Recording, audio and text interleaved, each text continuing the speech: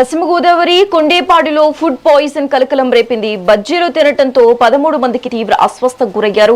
వీరిలో 4 బాధితులను తణుకు ప్రభుత్వ ఆసుపత్రికి తరలించారు. 3 పరిస్థితి విషమంగా ఉండటంతో వారిని భీమవరంలోని ప్రైవేటు హాస్పిటల్లో చికిత్స అందిస్తున్నారు. బాధితుల్లో 3 ఏళ్ల చిన్నారితో పాటు గర్భిణి సూర్యకుమారి కూడా ఉన్నారు. బజ్జీలు తిని వెంటనే వాంతులతో అపస్మారక స్థితికి వెళ్లారని కుటుంబ సభ్యులు తెలిపారు.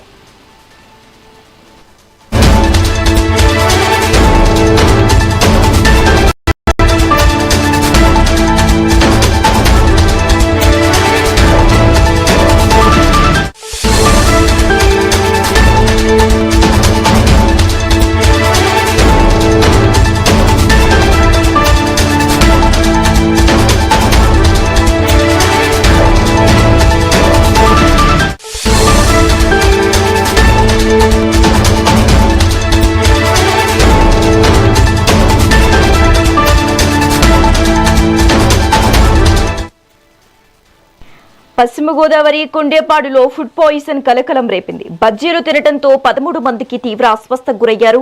వీరిలో 4 బాధితులను తణుకు ప్రభుత్వ ఆసుపత్రికి తరలించారు. 3 పరిస్థితి విషమంగా ఉండటంతో వారిని భీమవరంలోని ప్రైవేటు హాస్పిటల్లో చికిత్స అందిస్తున్నారు. బాధితుల్లో 3 ఏళ్ల చిన్నారితో పాటు గర్భిణి సూర్యకుమారి కూడా ఉన్నారు.